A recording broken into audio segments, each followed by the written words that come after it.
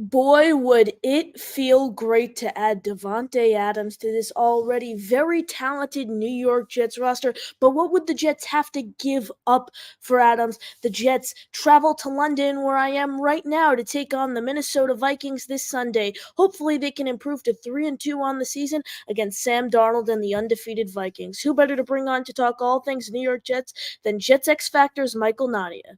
It's a Thursday edition of NY Flight Jets Talkin'. We are live. Jets, Jets, let's go. Jets wide receiver Wesley Walker. Wesley, how you doing today? ESPN writer Mr. Rich Cimini, Jets reporter for The Athletic, Mr. Zach Rosenblatt, Hall of Famer and Jets legend Mr. Marty Lyons. Your host, Connor Law. Welcome in, everyone. We are here on a Thursday edition of NY Flight Jets Talk. It's 3 p.m. for all you people over on the East Coast, 8 p.m. for us here in London, where the New York Jets will take on the Minnesota Vikings this Sunday. It's a really interesting matchup because the Vikings are undefeated and the Jets are 2-2, coming off a really rough loss against the Denver Broncos, losing 10-9 as 7.5-point home favorites. But let's bring on our guest, Jets X Factor's Michael Nania. Michael, how you doing? I'm doing good. Hopefully your trip to London goes a lot better than mine did to MetLife last week. Oh yeah, absolutely. You traveled to MetLife for the game. I think most of us here watching on the program probably saw your Thomas Hennessy tweet as to how you had to get a full body pat down because your Thomas Hennessy jersey was soaked with water. So what was it like, Michael? Coming from a game like that and then going to the Newark airport, I can only imagine how much traffic there was, and then taking the flight back home. With all that, following a loss to the Denver Broncos. What was that like? Man, it was as devastating of an experience I've had going to a sports game. I've been to a lot of Yankees games, Knicks games, Jets games, but that's probably the throne when you consider the entire experience. I live in North Carolina. I flew there in the morning, and I flew back right after the game. My friend drove me to the airport after. You're sitting. Anyone who's driven out of the MetLife parking lot knows how excruciating that is. And I wasn't driving, luckily, but man, is it a slog to get out of there and going to the airport and being drenched, and you have to take your shoes off when you're there too. So I'm walking around in my soaked socks in the airport, and then the scanner wouldn't pick me up. So the guy's like, I got to pat you down. You want to do this here? And I'm like, just do it. Just do it. Man, oh God, Michael, I sure hope I do have I sure hope the Jets do have better luck here at Tottenham Hotspur Stadium in London, where the New York Jets will take on former Jets first-round pick Sam Darnold and the undefeated Minnesota Vikings. Before we get into that matchup, Michael, I'm going to get into the major storyline that's really been trending the past few days, and that's star wide receiver Davante Adams and the possibility of him, landing in the green and white sometime soon, perhaps maybe in this next week. Rich Cimini put out an article listing that the Saints and the Jets are really the top two landing spots right now for Adams, and it seems to be leaning towards the Jets just because, Aaron Rodgers' presence, obviously, and the Jets have $15 million in cap room compared to the Saints' $3 million. There's been reports that teams are kind of shying away from Adams, and they have the expectation that he's trying to, work out a deal with the Jets. We all know what we've seen from, Rodgers and Adams in Green Bay, just insane numbers over 8 seasons. Adams collected with Rodgers 669 catches, 121 yards, and 73 touchdowns. Michael, do you think this trade gets done? And what do you think the Jets would be willing to give up for someone like Adams? I do think it gets done. It's looking like it's moving pretty quickly. And the fact that he's motivated to get to the Jets makes it something that the Jets would be equally motivated to complete. There are also the cap aspects of it. A lot of the teams who have been rumored as contenders for him don't have the same flexibility that the Jets do, which is largely thanks to the fact that Hassan Reddick isn't there right now. So that does open up space that gives them the flexibility to do this. And then just the motivation aspect of it in terms of if you're Joe Douglas and how important this season is and the Jets' success is, and the coaching staff influencing him to potentially pursue it a little more aggressively. I think there's a lot of motivation for the Jets to be successful this year because of what they've invested into Aaron Rodgers, into this window, veteran one-year deals across the roster. This being year 4 for Saleh, year 5 full season for Douglas. Like the clock is ticking, and I think this is a situation where we'll see what the trade compensation ends up being wherever he ends up. But I feel like a draft pick for a future draft pick for a team in the Jets situation doesn't have the same value as it would in a vacuum when you consider how important this season is for them. So I feel like they'd be willing to give up future draft compensation. Their future treasure chest of picks it's not bad. They have all their picks this coming draft, plus an extra third from Detroit from the trade last year. The Reddick pick isn't due until the 26th draft, so they're not in a bad spot to be aggressive with picks. It wouldn't compromise the future of the franchise, even if it goes as high as the second round pick, if they were to make a trade like that. So we'll see what it comes down to. I don't think you'd love giving up a second round pick for a receiver of Adams' age who might not be around long term, but I feel like if that's what it takes, then you do it, because it's just too important for the Jets to maximize their window this year and seize every opportunity that they can to give themselves the best chance of winning this season. Absolutely. I'm going to stay with the topic of the wide receiver room. The Jets wide receiver 1, Garrett Wilson, right now. He struggled the first 4 weeks of the season, Michael, to really become a focal point of the team's offense. And that's what Nathaniel Hackett said today during his press conference before the team travels to London, which they are traveling tonight. They're flying tonight to London. Obviously, they'll play Sunday at Tottenham Hotspur Stadium against the Minnesota Vikings, but just 41 yards last week against Pat Surtain. Michael, when does Wilson become the focal point of this team's offense, and does he even become the vocal point of the offense? What do you think it really takes for him to take that next step? I know we've seen some plays where there just seems poor chemistry between Rodgers and Wilson. What are your thoughts on that connection so far, and when does this issue get resolved? Yeah, I mean, it's definitely becoming a little more concerning each week because, any defense could take a receiver out of the game plan for one game. You could double cover him, do whatever you want, and allow other players to thrive. You can do that for one game. You might have 2 games in a row where that happens, but we're 4 games in now, and the Jets haven't had a single game where they've really been able to unlock Garrett Wilson to the level of potential that we know he has. So as this goes on, on the subject we were just talking about, it is further motivation to trade for Adams because things just haven't played out the way you anticipated. And I think you expect it to get better. Garrett Wilson's not going to finish the season averaging 48 yards per game, 5.6 yards per target. That's just not going to be sustained because that is way below even where he was the last 2 seasons. But at the same time, is he going to get to the level we thought he was going to be at and the level that he needs to be as the top receiver for the Jets to win a Super Bowl? That is the question that is seriously in doubt at this point because it just doesn't seem like that they complement each other, Rodgers and Wilson, at this point, because Garrett Wilson's very much a little bit of a freelancer with his route running, a lot of double moves, creativity. He's physically talented, but it's not the sharpest in terms of timing. And Aaron Rodgers is just such a timing quarterback. He wants to make quick decisions, be anticipatory with his throws, and Garrett Wilson, it's just not clicking with him right now. And you could hope it will get better, and I think it will. But at what point is it just not a match? And I think that's a question the Jets will be asking themselves as they consider whether or not Davante Adams is worth trading for and what they'd be willing to give up to get him. Michael, rookie running back Braylon Allen, he's really showcased his abilities the first 4 weeks of the season. Currently has the second highest rushing grade right now among running backs, according to Pro Football Focus. His strength clearly is these short yard situations. Obviously, he's a power back. The Jets didn't give him those touches at the 1 yard line. They went towards Breece Hall. Breece, statistically speaking, had his worst game as a pro, averaged 0.4 yards per carry, 10 carries for 4 yards. Just not a great game overall out of Hall. And you put an article out this week for Jets X Factor, Michael, and you said these are the 3 goals the Jets must do in order to, achieve highly against the Minnesota Vikings. And one of them was using Breece Hall and Braylon Allen, both of them effectively. Yeah. How do the Jets do that?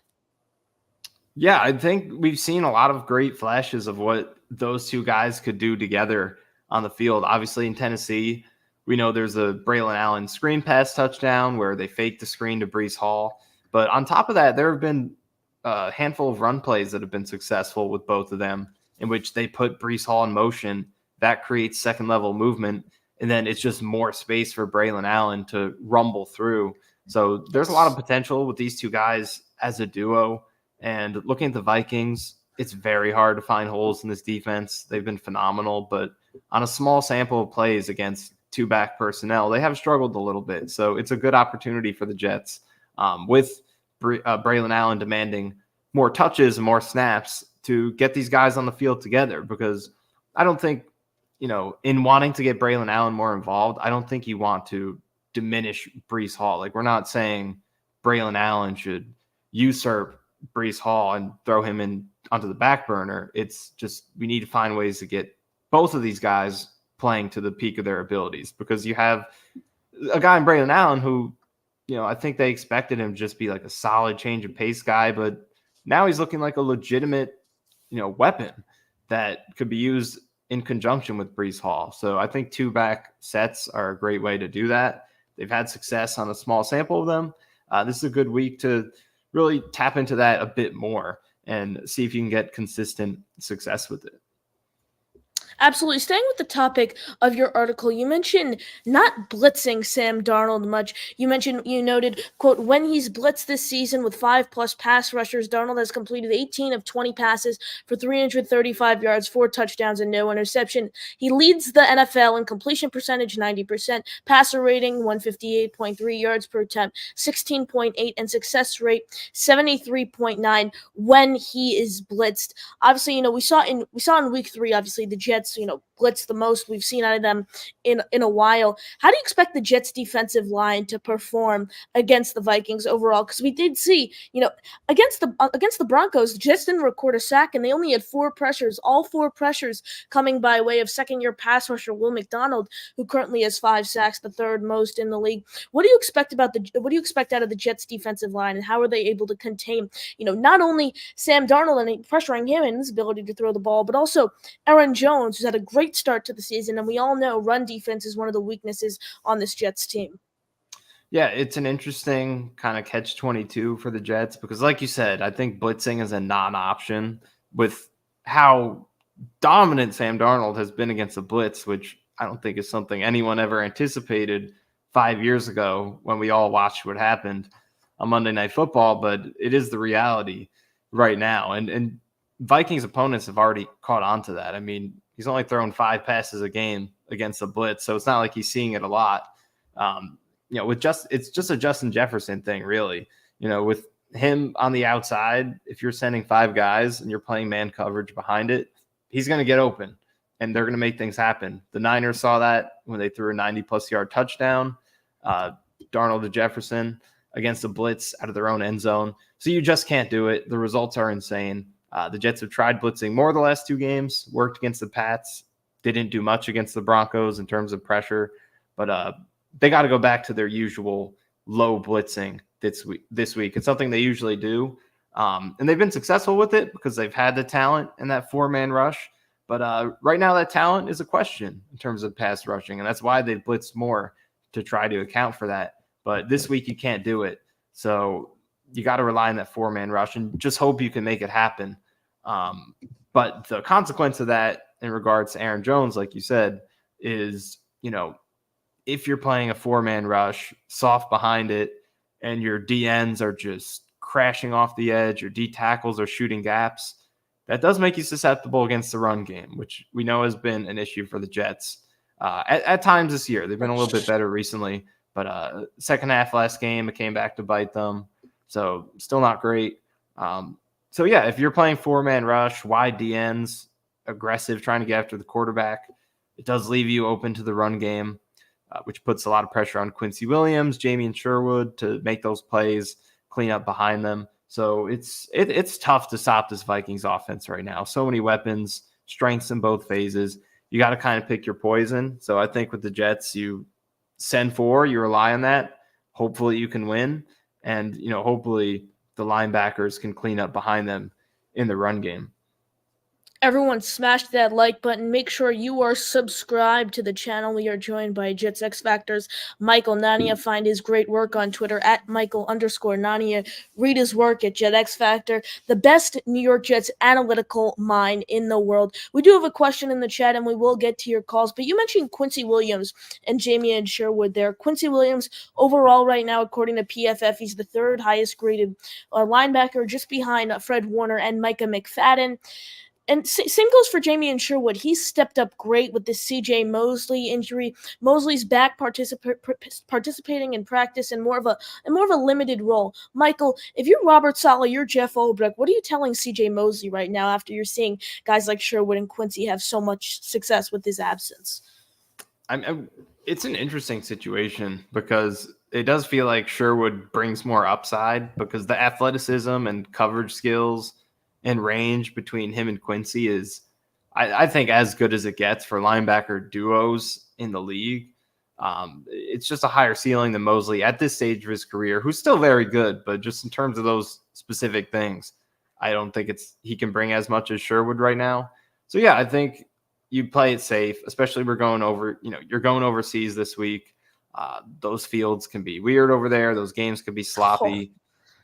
I would say play it safe with Mosley and just take it as it goes. And even when he comes back, obviously you give him his starting spot back. He's the captain of the defense. So much intangible impact. But even in that situation, play more base personnel, 3 linebackers, get Sherwood out there as much as possible because he's been flat out excellent this year. A very good player for them, especially in the passing game. So it will be interesting to see how they monitor that. But for the time being, I say just play it extremely safe with Mosley and wait until he, either has to come back or is, 100% with 0 limitations. The great Gator McCluskey wants to know, with Rodgers and Wilson seemingly having amazing chemistry in practice, is it fair to worry this much considering there was no preseason? Michael, take it away. I don't think the lack of preseason reps matters too much at this point, just because it's been 4 games. I don't think a couple of drives in the preseason at this point should have an impact. Does it affect the first game of the season? Maybe a little bit in terms of how you start off in that game, especially. But they've played 4 games now, and almost 200 offensive snaps of Garrett Wilson being on the field. Over 200, 239. That feels like it should be enough to get it going. So we'll see how it develops. It's going to get better than this. I feel like that is a guarantee, just because there's no way he's going to have worse numbers than the last 2 seasons. But is it going to get better than the last 2 seasons? That is what these first 4 games has put seriously in doubt, I would say. Absolutely, and it's really interesting because there were so many talks. We thought, Alan Lazard, it's crazy to think, Michael, that he's leading the team in reception yards right now with 211. I mean, I had Mike Clay on the show in July after he put out his statistical ranking for every player on every NFL roster. He had Lazard only collecting 50 yards this season, and when I asked him about it, he said, I have 50 yards if he makes the roster. So now he's on the roster, leads the team in reception yards with 211, and I think he's going to keep it up, and I think he has a chance to be, what Jet fans thought Garrett Wilson's going to be. I don't think Garrett Wilson's going to be non-existent. I do think his play will pick up.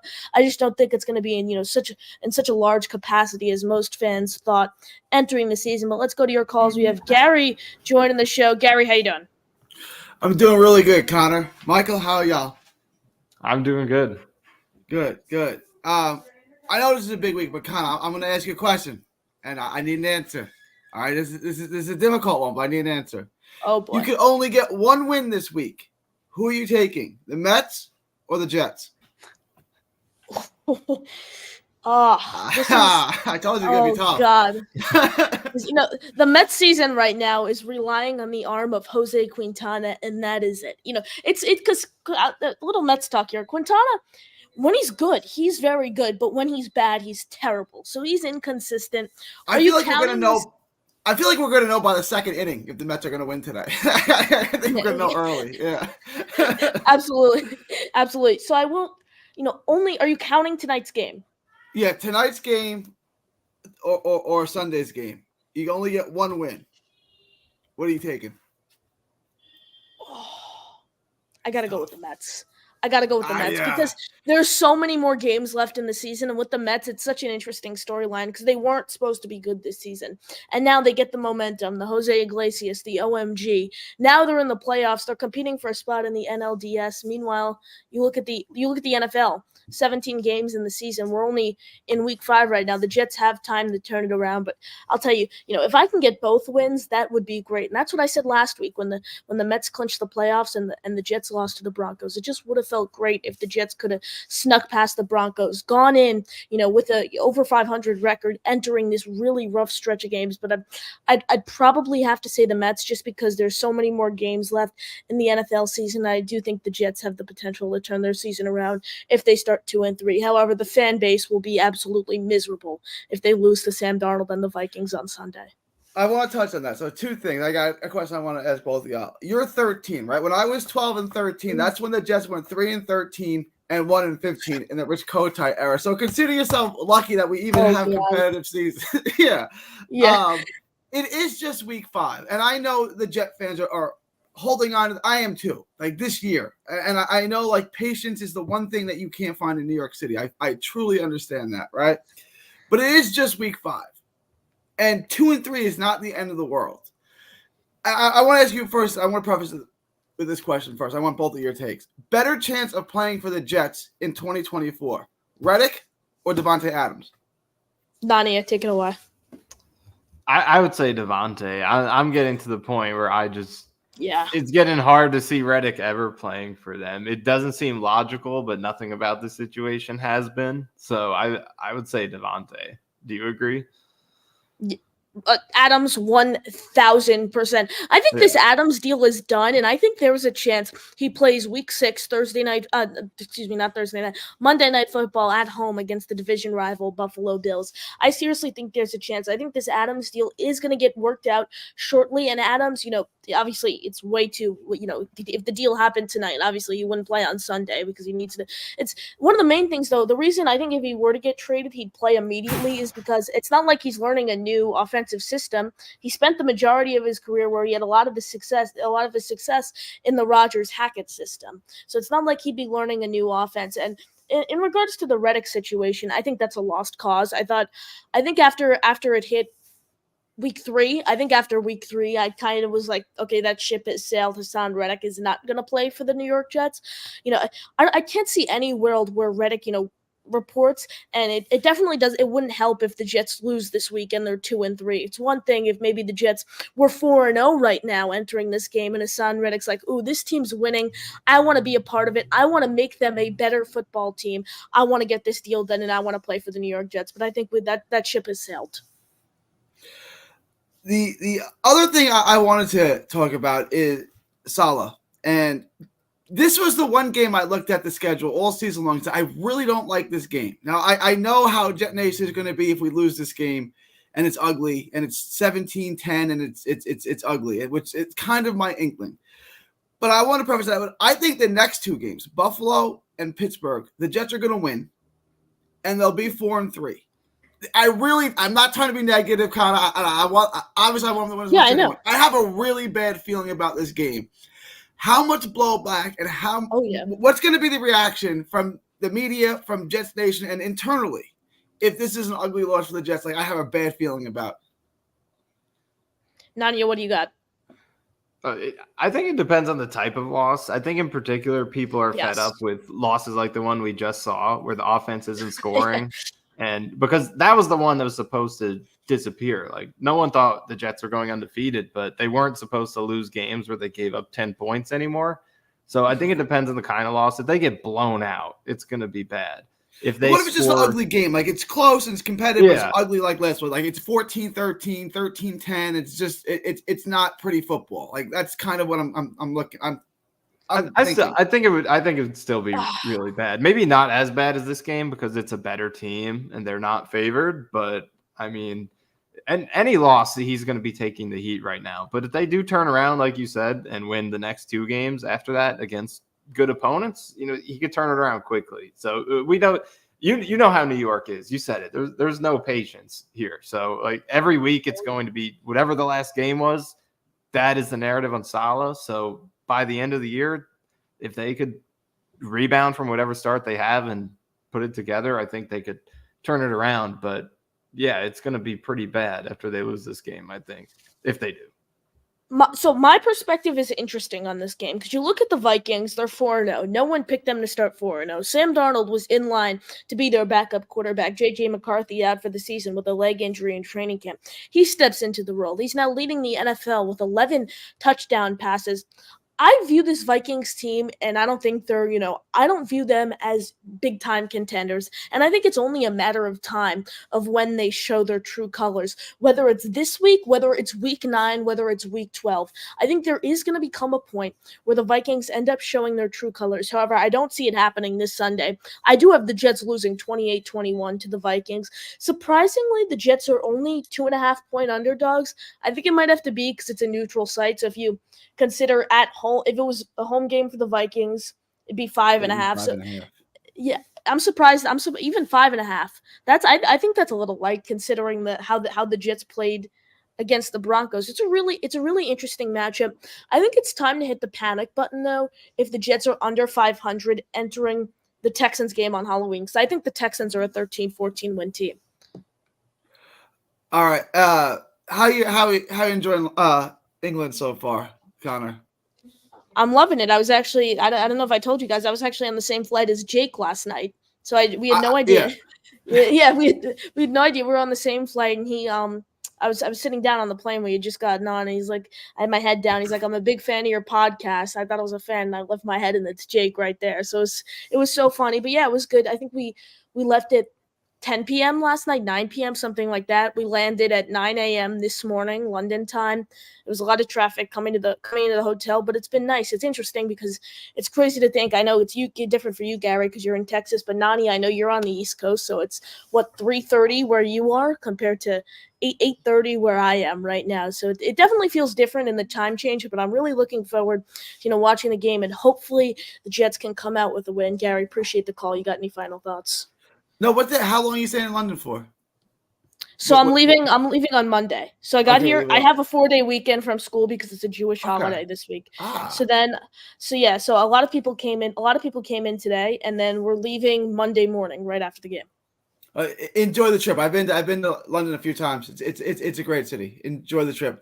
Mike, Connor, appreciate your time. Appreciate you taking my call. Of course, we do. We really appreciate it, Gary. Thank you for all the support. We are going to wrap up, but before we do so, Bobby Midnight gifts a channel membership, and it goes to. We got to give the Jets chant first. Jets. There we go. And the membership goes to none other than the great Gator McCluskey. Bobby, we do appreciate you gifting a channel membership here on the program. If you do want to become a channel member, the link is in the description. 2 tiers. The first tier is $1.99 a month. The second tier is $2.99 a month. Michael, appreciate the time. You got any final thoughts?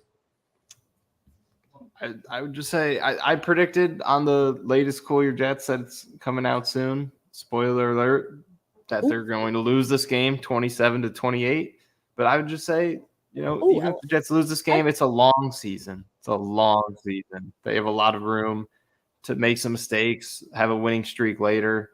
I would just say try to hang in there, regardless of how this goes. They have enough talent to rebound from a rough start and catch fire. So I'll try to leave it with that. But I don't know if I'm going to be able to do that personally.